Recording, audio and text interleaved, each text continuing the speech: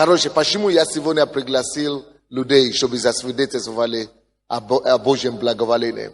Потому что я хочу проповедовать об этом.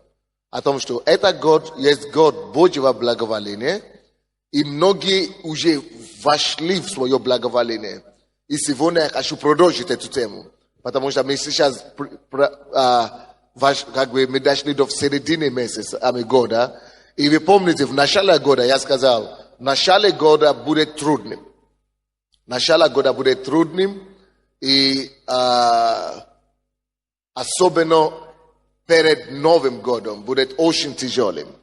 Но я говорю, Бог нас выведет. И к середине, я говорю, годовщине, мы уже начинаем видеть Божье подтверждение, Божьи прорывы. Правда? И действительно годовщине мы начали видеть Божий прорыв. И есть некоторые люди, которые до сих пор еще не видят никакие просветления в своей ситуации. То есть нету прорыва, нету, все осталось серо, у вас все еще тяжести, тяжело и так далее. Это потому что надо войти в благоволение верою. Нельзя просто ждать, что, само собой придет. Нет. Да, будут атаки, будут неприятности, но все эти неприятности должны только привести к тому, чтобы мы верою могли войти в то обетование, которое Господь дал нам. Братья и сестры, это есть обетование Бога для вас, для тебя, как его дитё, как член этой церкви, что этот год Бог протянет к нам рукою благоволения своей. Он простерет к нам благо свое, благоволие, благоволение. И вы должны это взять. Я помню, как одна сестра свидетельствовала в феврале месяце и сказала, что она взяла это слово, у нее не было ничего, бизнес не получилось. И она говорит, Господь, и она сказала, я послушала эту кассету, она послушала эту кассету, наверное, сколько раз она сказала? 7 раз. И она говорит, она собирается слушать его 10 раз. Чтобы слушать еще раз. Что пока это слово не станет плотью, пока дух веры не поднимется в ней. И она сказала, я слышу эту кассету, и я по этой кассете говорю, это Божье благоволение для меня. Это год, я не соглашусь с поражением, я не приму неудачу, я не приму какой-то страх. Нет, у меня не будет поражения. Я настаиваю, я стою на слове, я стою в вере, что это будет для меня годом благости, годом благоволения, годом милости, годом Божьего добра. И так Бог сделал. Поэтому, братья и сестры, смотрите на меня. Не важно, через чего вы проходите сейчас. Что не важно, что вы проходите в семье, не важно, что вы проходите в доме, не важно, что вы проходите на работе, не важно, через чего дьявол сейчас начинает вас проводить или где он вас испытывает, и в чем вас испытывает. Важно, чтобы мы с вами поняли, что Бог думает о нас, и что Бог думает относительно нашей ситуации. А Бог думает о нас благо. Его намерение о вас к лучшему. Его желание к вам, чтобы вы состоялись, и чтобы добро стало вашей участь в этом году. Чтобы милость стала вашей участь. Чтобы благо, валение Бога стало вашим уделом в этом году. Давайте будем стать на это. Давайте станем на это. И не позволим, чтобы дьявол нас каким-то образом от нас украл Божье благословение. Давайте вернемся к тому месту, откуда мы начали тогда. Исход, откроем Исход 11 глава. Я почувствовал, что с этой победой, созданием, с землей, которую мы получили, это уже для всех нас есть явное, очевидное подтверждение Божьего благоволения. И если мы с вами уже видим подтверждение конкретное, то это должно побудить в нас веру. Довериться Богу, что нет. Если Бог это сделал в отношении церкви, если Бог это сделал в отношении пастора, он получил вид на жительство. Это конкретное подтверждение. И для меня это станет годом благоволения. И для меня не будет исключения. И я не соглашаюсь на что-то иное. Я получаю от Бога Божье благоволение. Давайте помолимся. Господи, в имя Иисуса. Спасибо Тебе за этот день. Спасибо Тебе, Господь, за это собрание. Мы отдаем себя в Твои руки. И мы просим Тебя, Господи, помажь Твоего народа. И дай, Господь, чтобы Твое благоволение стало нашей участью. Чтобы все, абсолютно все, кто стоит в вере, кто доверяет Тебе, чтобы мы все могли войти в то благоволение, которое Ты уготовил для нас.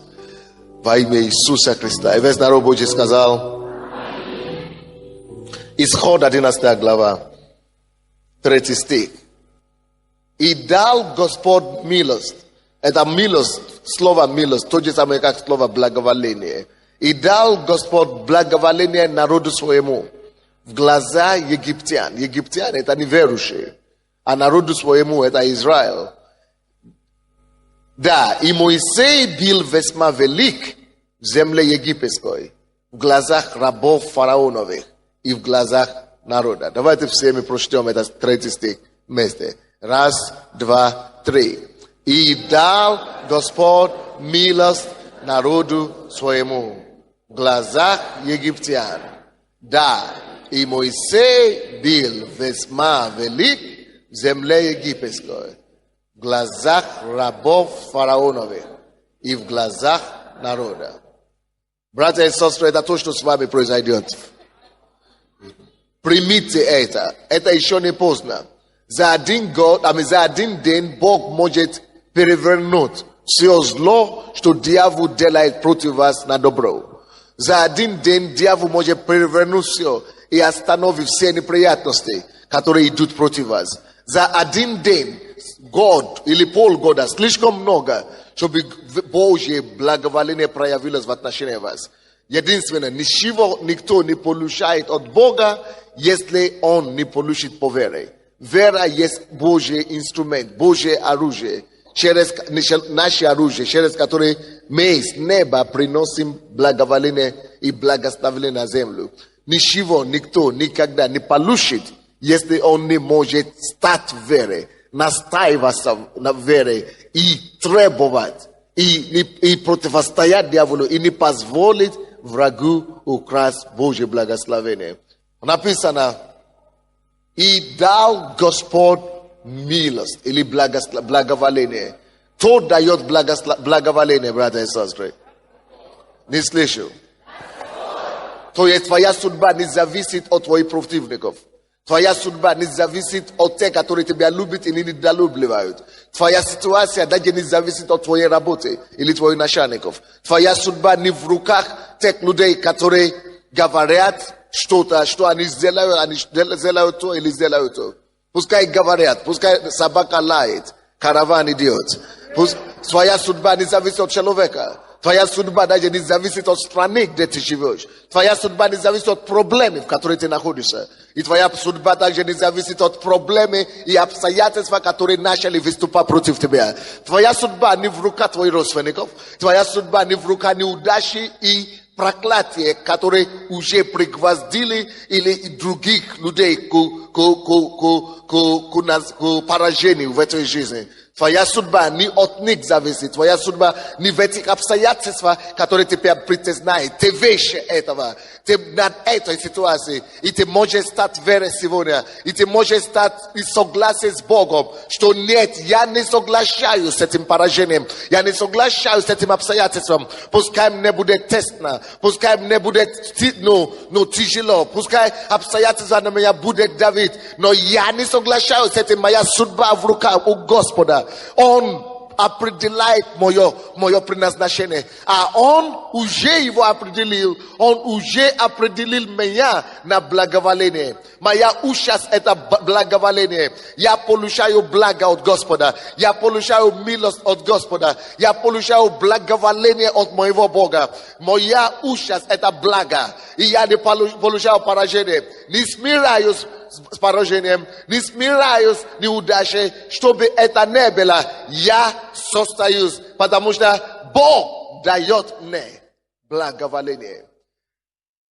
Скажите: Бог дает мне благоволение. Моя судьба у Бога. потому что он дал мне жизнь. И моя жизнь только зависит от него. И дал Господь благоволение. Чтобы человек, если, допустим, в это время кто-то хотел уничтожить, а был фараон, который хотел уничтожить Моисея. В это время, когда фараон гнался за него, хотел его уничтожить, в это же время Бог дает ему благоволение. Весь Египет хотел убить Моисея, потому что Моисей был как раз как камнем притеканием для Египта. Из-за него они потеряли свой первенство. Каждая семья потеряла первенство. Из-за него страна тряслась вот так. Из-за Моисея, как это, казни пришли в семью и в жизнь, и в всю землю. Это как сейчас эти газеты, которые вы видели, да? Статьи разные выходят от пастора Сандей. Сандей, что нам с ним делать? Он приехал, принес шушный проказ нашему народу. Но у Моисея было еще хуже. Действительно, он принес проказ. То тут мы приносим добро, освобождение, исцеление. То там, действительно, потому что Египет ожесточился, пошел против Бога, действительно, было проклятие и были проказы. Действительно, люди погибали. Из каждой семьи, нету семьи, у кого бы не было какое-то несчастье. И причина этого всего был Моисей, который стоял перед Богом и провозглашал эти проказы.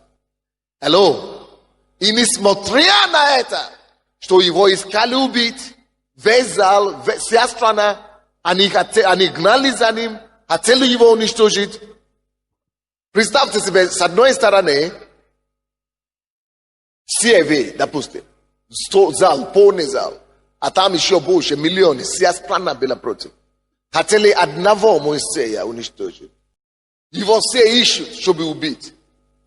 И в это время, скажем, что он уже окружен, в этом зале он уже окружен.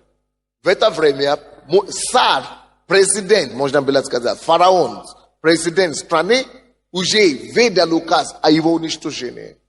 И в это время Бог берет и поступает противоположно.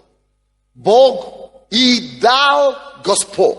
То есть его ищут убить, растерзать. Они хотят уничтожить его пепел, сравнить его с землей. И в это время написано, и дал Господь благоволение. Как вы думаете, один человек, но с которым Господь, на чьей стороне Бог, он один. И вся страна, президенты, министры, милиция, СБУ, КГБ, все, весь народ против него, один человек против всего народа, но с его стороны, на его стороне был Бог. Кто перемогает в этой ситуации? Он один или страна? Не понял. Он может. Так и случилось здесь. И дал Господь. В то время, когда его искали уничтожить, его ненавидели все, его хотели его сейчас уничтожить, Бог берет и дает благоволение ему. Это действие Бога достаточно, чтобы перевернуть все обстоятельства, всю историю, все движения, все отношения. Только потому, что Бог среагировал так, все меняется. И что изменилось? 3 стих еще раз. Давайте прочтем. 1, 2, 3 вместе. И дал Господь милость народу своему в глазах египтян.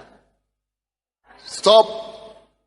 Эти же египтяне, которые хотели его уничтожить, Бог решил в их глаза дать ему благоволение и Израилю, народу своему благоволение.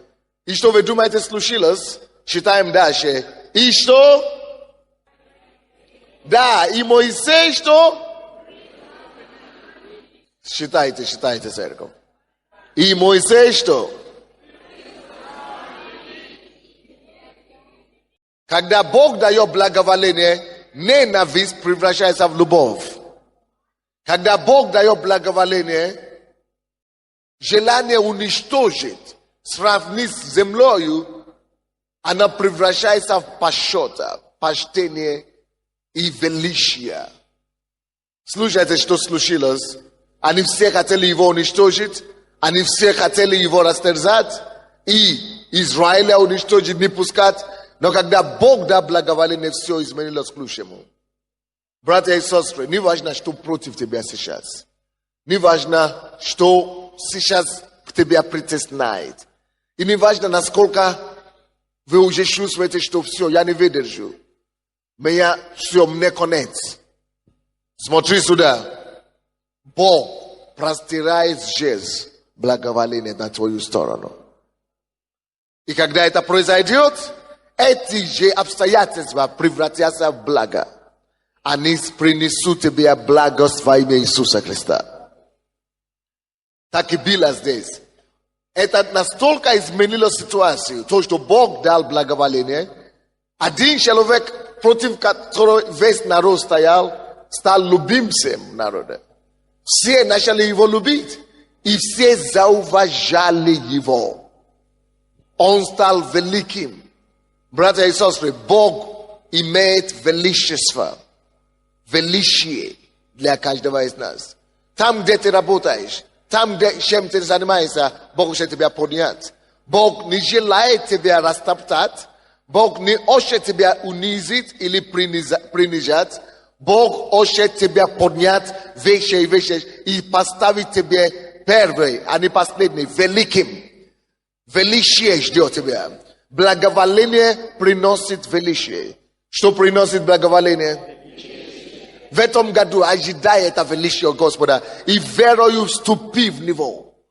Говорит, что Господь, когда ты прострял свою руку к Моисею, ты дал ему благоволение, он стал великим. И я жду от тебя величия. Я жду от тебя признания. Я жду, Господь, чтобы я стал великим в моей работе, чтобы стал великим в моем призвании, чтобы стал великим, большим в своей семье, во всем, в чем я призван, я принимаю это мантия величия. Это может стать твоим, если ты войдешь в это верою, если ты сможешь согласиться с этим и принять это для себя. Однако ты можешь просто относиться к этому как к очередной проповеди. И только послушать, то есть и забыть. То есть как бы дежурить, дежурная проповедь. Это еще очередная. Или ты можешь относиться к этому как судьбоносное. Верою цепляться за него. И она и состоится в своей жизни. Благоволение Божье притягивает к нам те вещи, которые мы сами по себе не заслуживаем. А чтобы состояться в этой жизни, голыми руками тяжело самому состояться. Нужно нам благоволение. Нам нужно действие Божье, которое начинает тянуть в нашу сторону те благости, которые сами по себе недостойны зарабатывать. Чтобы состояться в этой жизни, друзья, нам нужно действие Бога, который начнет побуждать людей, кому мы сами бы не попали, чтобы нас приняли и чтобы к нам чтобы мы имели к ним доступ. Это называется благоволение. Братья и сестры, чтобы мы могли стать великими здесь на земле, нам нужно, чтобы Бог открывал такие двери, которые обыкновенно не открываются. Это называется благоволение. Чтобы действительно мы могли сказать Божье величие в нас, нужно будет, чтобы были какие-то действия непонятные человеческими разумами, которые нельзя было слепить своими умами вместе, чтобы Бог это сделал. Это называется благоволение Бога. И если даже все работает против тебя сегодня, все работало против Моисея, Но когда пришло благоволение, все начало работать в его пользу. И в результате этого благоволения к народу Израилю, вы знаете, что случилось? Сами же израильтяне, вернее, египтян, которые уже потеряли все, которые не все потеряли, вернее, потеряли семью, свои первенцев, которые уже лишились, уже страдали много чем, уже претерпели много чего. Они, дети Израилевы, пришли к ним, Бог сказал Израилю, пойдите к ним и просите, чтобы вас обогатились, прежде чем уйти из Египта. Это благоволение было настолько сильно, что они, дети Израилевы, получив Божье благоволение, пошли к египтянам, к их врагам, и начали просить богатства и состояния у них. И что вы думаете, что случилось? Весь Египет, это плохой перевод. На русском написано, что обобрали, или это не то, что написано в оригинале. В оригинале написано, что отдавали им добровольно. Обобрать это как будто украли. А это неправда. То есть сами египтяне самостоятельно и добровольно начали давать все деньги, все имущества, которые они накопляли для себя, начали давать тем, кого они считали врагом, народу Божьему. Что делает благоволение? Если ты поверишь сегодня, что Божье благоволение принято тобою, и что оно доступно тебе, подобное же действие начнут происходить в твоей жизни. Если ты поверишь в Божье благоволение сегодня, люди будут накоплять, а ты будешь пользоваться. Если ты будешь поверить в Божье благоволение, это станет нормой, что люди будут тебя прилагать то, что ты даже и не заработал, то, что ты даже за что ты не трудился. Не потому что ты обокрал, а потому что Божья милость действует на твою сторону. Кто-нибудь принимает это сегодня или нет? Благоволение Бога. Они пошли и спросили. Но многие из нас, мы неправильно понимаем Божье благоволение. Спасибо. Мы думаем, раз Божье благоволение на мне, я буду сидеть и смотреть, что Бог сделает. Никогда в жизни. Когда Бог дает человеку благоволение, он должен поверить в это благоволение. А вера есть осуществление. Вера – это действие. Почему мы решили идти на этот марш? Потому что мы поверили, что Божье благоволение уже на нас. Но слушайте, несмотря на то, что мы приняли Божье благоволение в январе, кто из вас знает, что пока мы не вышли маршировать, ничего не высвободилось нам в отношении земли. Мы не могли получить землю практически, пока мы не пойдем действовать. Вера – это действие. Многие из нас, мы думаем, я молюсь, Божье благоволение на мне, и я жду. Вы не дождетесь никогда, пока вы не пойдете к детям Египта. Пока вы не пойдете к египтянам, и вы не начнете требовать, чтобы вам дали то, что принадлежит вам. То есть израильтяне должны были подходить египтянам и требовать. Только тогда египтяне высвобождали и отдавали их золото и имущество, которое они накопляли. А если бы израильтяне не подошли, не подходили бы, не просили, не требовали бы, ничего бы не было. Бог и Божье благоволение работает только вот так. Должен быть контакт, должен быть прикосновение. И при действии, как бы конфликтное или прикосновение, которое не всегда бывает смутное, не всегда бывает мирное, но может быть конфликтное, это как раз есть обстоятельства, почва благодатное, чтобы Божье благоволение начало действовать. Некоторый раз, когда вы думаете, что хуже всего, тогда лучше всего. Именно вы начнете замечать, что все плохо, что усугубляется ситуация. Сын больше всего, больше еще начал колоться. Или муж еще больше начал пить. Нужно было какое-то обострение. И через это обострение, Бог высвобождает благоволение. Могу вам показать много таких примеров. Даниил, 1 глава, 9 стих написано. И рука Божья была на Даниила настолько... Ну, давайте посмотрим.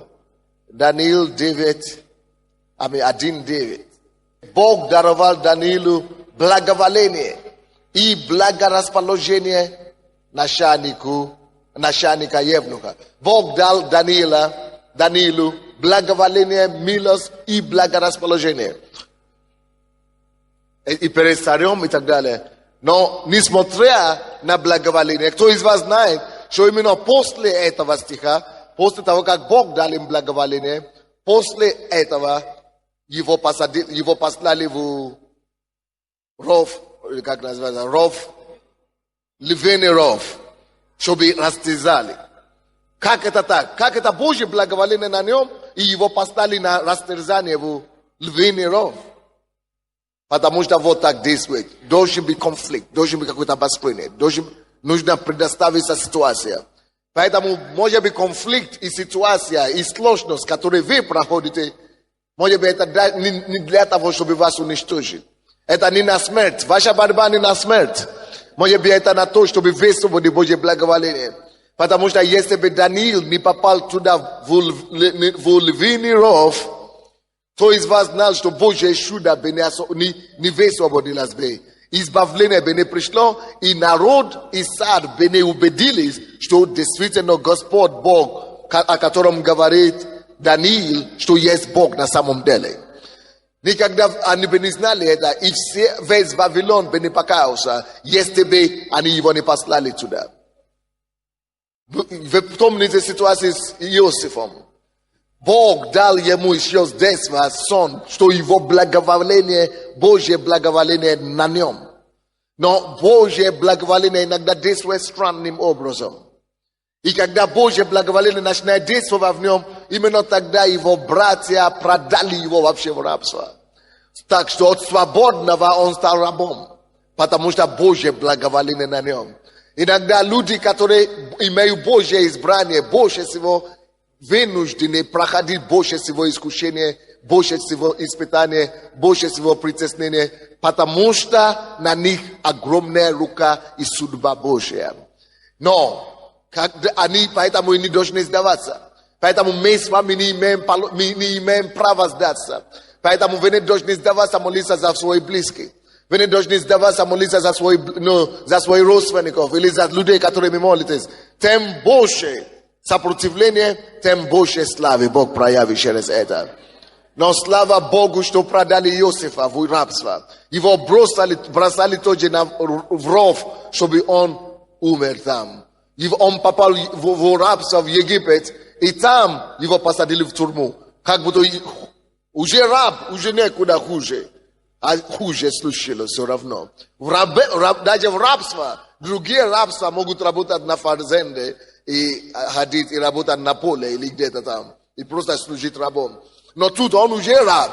И тут в рабстве он его еще и сажают в тюрьму. Куда еще хуже.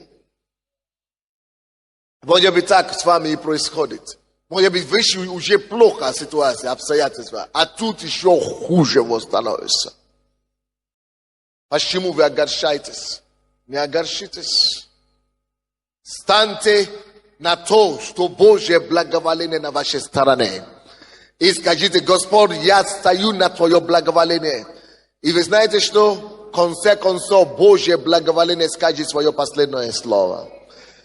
И Бог через действие благоволения сказала слово последнее. Оно избавило из тюрьмы и избавило из рабства одновременно фараона Иосифа. И кем он стал самым уважаемым, самым знатным человеком в Египте, и стал чуть не вторым человеком, вообще вторым человеком в этом государстве. Божье благоволение так сильно действовало в жизнь Даниила, что сначала от его заключали в львиный ров, как будто уже все, какой же Бог, где твой Бог? Тебе становится хуже и хуже. Но Божье благоволение, когда мы не сдаемся вере, оно все равно скажет свое слово. Божье благоволение его вытащило из этого львиный ров, и оно поставило его губернатором и правителем чужой страны. Слушайте, когда я читаю эти статьи, которые пишут обо мне, я ликую и радуюсь. Кто-то говорит: Пастор, как вы можете смеяться? Здесь плохо, так плохо пишут о нас. Как можно так писать? А я танцую, потому что я понимаю действие Божьего благоволения.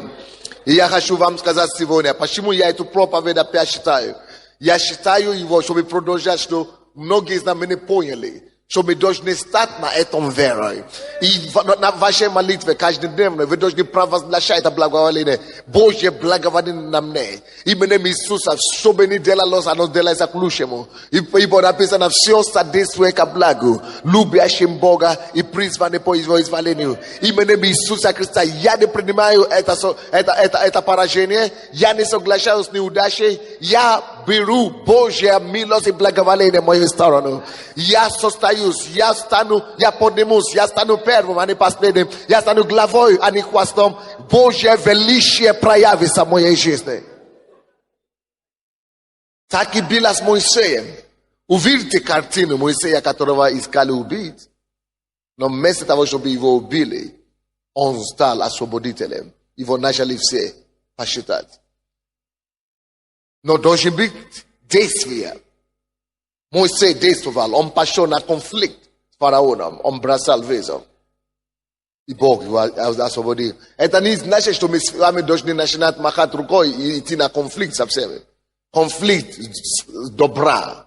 Конфликт имеется в виду борьба против зла, против беззакония. Но благими способами. Он не махал рукой, он просто шел действиями, добром шел. Он шел любовью шел. Он шел Божьим характером, Божьими проявлениями, Божьими правильными поступками, правильными сердцами. Мы не распространяем зла, мы побеждаем зло добром. Вы понимаете меня? То же самое Иосиф. Иосиф вышел благодаря добра. Его кинули там в тюрьме. Но он еще простил и продолжал делать добро. Его братья и сестры продали его рабство, а он прощает и дает еще им кушать, когда им было нечего кушать. То есть именно добром, именно благородством, именно Божьим поступком, именно характером Бога мы побеждаем в этом злом мире. Даниил то же самое, он молился 3 раза, когда его запретили молиться. Он благословлял все равно те, которые его запретили молиться. Но действовать надо. То есть нельзя остаться дома просто сидящим. Вы должны что-то начинать делать. Именно в процессе действий Бог высвобождает действия благоволения. Посмотрите на Есфира. Хотели уничтожить весь еврейского народа. В книге Есфир. И в этой ситуации она тоже ничего не делала сначала. Но, слава Богу, нашелся дядя, который сказал, слушай, ты должна идти к царю. Хотя в этой ситуации нельзя было идти к царю. Она говорила, это не моя очередь. Если я пойду, меня убьют. В том-то и есть действие веры. Что такое вера? Когда говорят, что что-то нельзя, или оно запрещено, именно ты чувствуешь в сердце, что ты должен это делать. Послушание Бога, Бог посчитает это. Бог уважает такие действия веры. И когда люди ожидают отрицательный результат, именно тогда должны пройти положительный результат. Что такое вера? Вера не просто то, что вы сидите и говорите, я принимаю это верой. Аллилуйя. Это не вера. Вера – это действие, которое как бы нелогичны в этот момент. Это действие, которое как бы запрещен в этот момент. Когда вы действуете в это время на разрез общепринятые понятия. Но тем, что вы поняли, что это есть как раз действие от Бога. Вы чувствуете это. Когда вы сможете идти на этот риск, как бы, это и есть вера. Допустим, когда мы шли на первый раз особенно, когда мы шли на марш, да, демонстрацию против мэра, чтобы молиться там и просить землю. Я даже вам скажу, некоторые люди поубежали из церкви. Потому что говорят, что такое сейчас начнется голение, что они испугались. Некоторые люди вообще перестали говорить, пастор, мы не можем ходить в церковь, потому что давление начнется, мы не хотим, чтобы на нас. Представьте, еще ничего нет, уже убегают. А если коммунизм опять придет? Вот, действительно, это как бы, действительно, по логическому, Они говорят, вас ничего не будет, вас будут гнать и так далее. Это нормальная логика. Но вера действует напротив. И пробуждение, и победа приходит. И когда мы, допустим, вы помните, какое давление было 2 число? Когда мы хотели выйти. На нас даже подали на суд. Но вера, и мне уже люди все приходят и говорят, может быть отменить, может быть не надо, может быть пойдем на встречу. Они вызывают нас на встречу, чтобы подписать угоду, чтобы суд запрещает. Но действие вера знает, что Бог на моей стороне. И Бог мне подсказывает, что нужно это делать. И когда мы это сделали, и суд, и не суд, только тогда мы получили сейчас по-настоящему. То есть вера это не то, что мы просто говорим. Вера это действие, которое делает что-то, которое общая логика говорит ненормально. Это и есть вера. Но эта вера должна быть на чем-то обоснована. Эта вера должна быть обосновываться на то, что вы получили от Бога. Что Бог на моей стороне, Бог меня ведет в этом деле, Бог меня руководит. Всякий человек, кто стал миллионером, или заработал, или стал каким-то личностью в жизни, это потому что они рискнули. Поверили, верою действовали. И даже если эти люди неверующие, но смогли действовать верой, Бог все равно посчитает веру. Но иногда верою, из-за того, что мы с вами верующие, мы думаем, это значит быть уже как бы инертным, до такой степени, как будто инвалидом, парализованным. Мы же верующие, нельзя. Мы же верующие, что подумают. Мы же верующие. Мы думаем, что быть верующим, это быть парализованным. Нет, быть верующим, это быть действующим. Вера, это осуществление ожидаемого. И если мы что-то ожидаем, мы должны действовать, чтобы она начала проявляться. И у Иисуса было очень сильное благоволение. Действовало в жизни Иисуса. Но у него всегда был конфликт постоянно. Противостояние. Постоянно. Он шел как бы на грани или на острова Меша. Или как мы говорим, как под лезвие ножа. То есть под лезвие ножа действовал Иисус. Все время. Поэтому он и больше возвеличен, чем всякого человека. Благоволение это его прославило Боже. Алло. Поверьте Богу, что это твой год благоволения в этом году. Поверьте Богу об этом. Поверьте Богу об этом. Церковь, поверьте Богу. И это будет нам. Давайте помолимся. Хорошо, молитесь, короче. Давайте начнем молиться. Просите и принимайте это благоволение сейчас. Пока мы только молимся, принимаем благоволение. Станьте на этом, что Господь, я стою на этом слове в отношении своей семьи, в отношении своего призвания, в отношении своей личной жизни. Я стою на основании этого слова, что и дал Господь мне благоволение. И дал Господь мне благоволение. Господь, я понял, и я принимаю Твое благоволение. Как Ты дал Моисею благоволение, так Ты мне даешь благоволение сегодня. Благоволение на работе, в учебе. Благоволение во всем, что я делаю. Во всем, к чему я призван. Благоволение у меня. Благоволение у меня. Благоволение. Благоволение.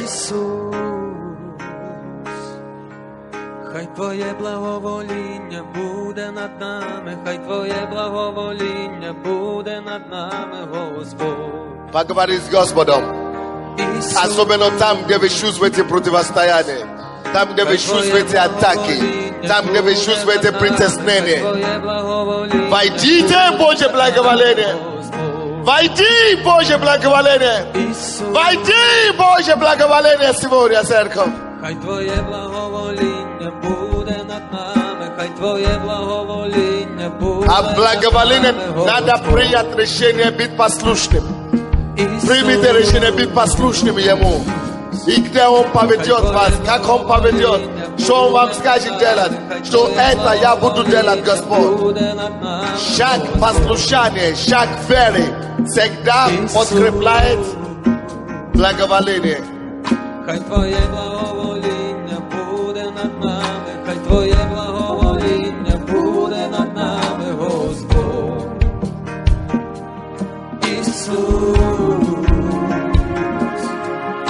Примите решение быть послушными Ему.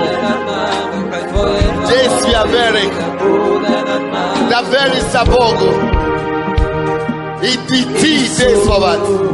Без действия веры невозможно. Вера мертва без действия. Скажите Богу, я поверил в Тебя и буду действовать. Хай Твоє благовоління буде над нами, хай Твоє благовоління буде над нами, Господь. Ісус. Хай Твоє благовоління буде над нами, хай Твоє благовоління буде над нами, Господь. Ісус. Ти нас насити милосердям, Аллилуйя. і ми заспіваємо радісно. Ти нас насити милосердям, і ми заспіваємо радісно. Хай Твоє благовоління буде над нами, хай Твоє благовоління буде над нами, Господь. Ісус. Хай Твоє благовоління буде над нами, хай Твоє благовоління буде над нами, Господь. Ісус. Хай Твоє благовоління буде над нами, хай Твоє благовоління буде над нами, Господь.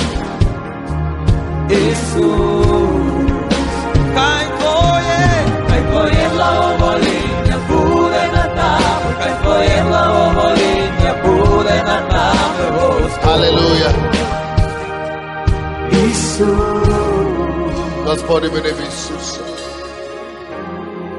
Я высвобождаю Твое благоволение. Я высвобождаю Твое благоволение. Мы высвобождаем и духом веры и принимаем благоволение на церковь. И все Твой народ, который еще не вошел, кто еще не испытал это благоволение в этом году.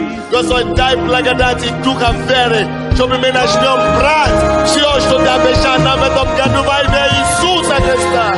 Дай каждому человеку войти в это и начинать брать и войти в те предназначения, те обетования, которые Ты нам дал, Господь. Во имя Иисуса Христа. И весь народ Божий сказал.